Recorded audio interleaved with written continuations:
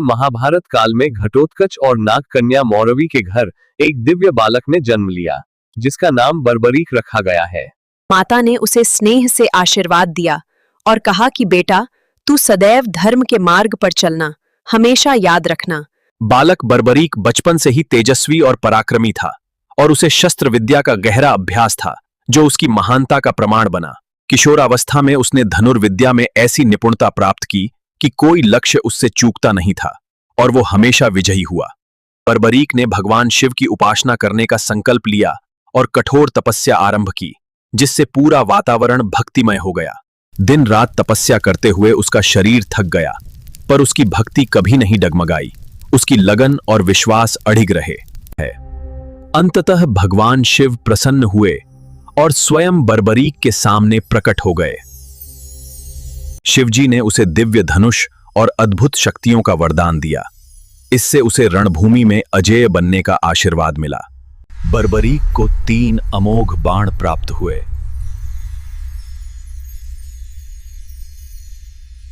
पहला बाण शत्रुओं को चिन्हित करता, दूसरा बाण रक्षार्थ होता और तीसरा बाण निश्चित विनाश कर देता। मैं प्रतिज्ञा करता हूं कि युद्ध में जो पक्ष हार रहा होगा, सदैव उसी का साथ दूंगा और उसकी ओर से लड़ूंगा।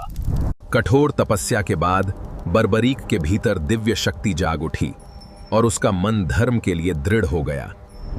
माता, मैं युद्ध भूमि पर जा रहा हूं। कृपया मुझे अपना आशीर्वाद दें और युद्ध में जाने की अनुमति प्रदान करें। बर्बरीक बेटा, आज तुम्हारी तपस्या सफल हुई। जाओ बेटा, अब धर्म की रक्षा के लिए आगे बढ़ो। धन्यवाद माताजी, दादी माँ। कहाँ जा रहे हो योद्धा? मैं तो कहीं जा रहा हूँ ब्राह्मण।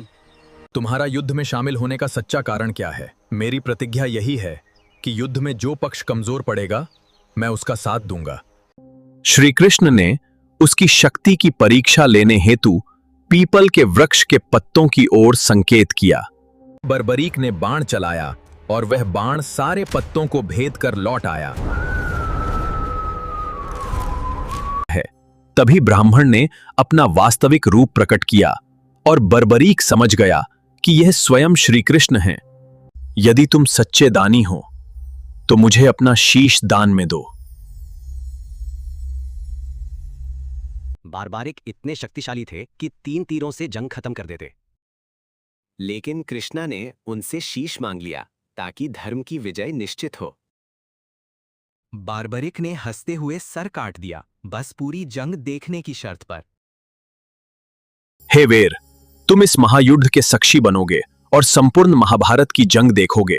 तुम इस धार्म युद्ध का ज्ञान प्राप्त करोगे। तब कृष्ण ने वरदान दिया कि कलयुग में वो श्याम नाम से पूजे जाएंगे। श्री कृष्णा ने कहा, तुम सदा हारे हुए का सहारा बनोगे और दुखियों के जीवन में आशा का प्रकाश बकर रहोगे।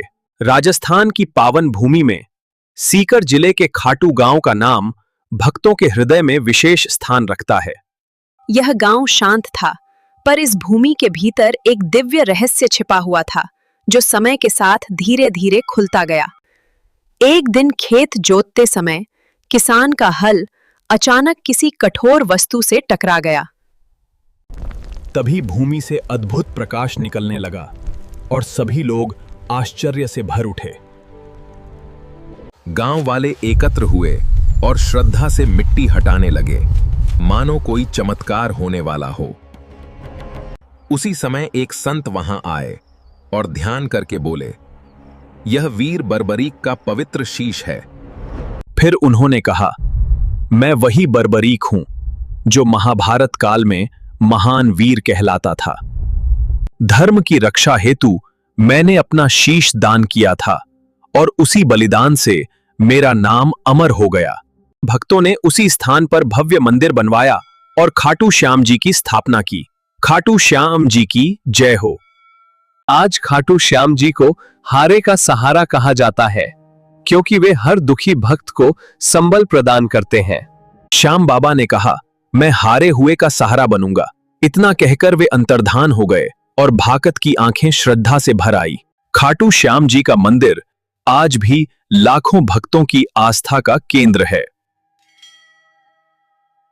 जो भी सच्चे मन से श्याम बाबा के दरबार में आता है उसे किसी न किसी रूप में कृपा अवश्य मिलती है। कई लोग टूटे हुए मन से आते हैं, पर श्याम बाबा उन्हें नई शक्ति और विश्वास देकर विदा करते हैं। वीडियो पसंद आया हो तो लाइक, शेयर और सब्सक्राइब जरूर कीजिए और कमेंट में लिखिए जय खाटू श्याम।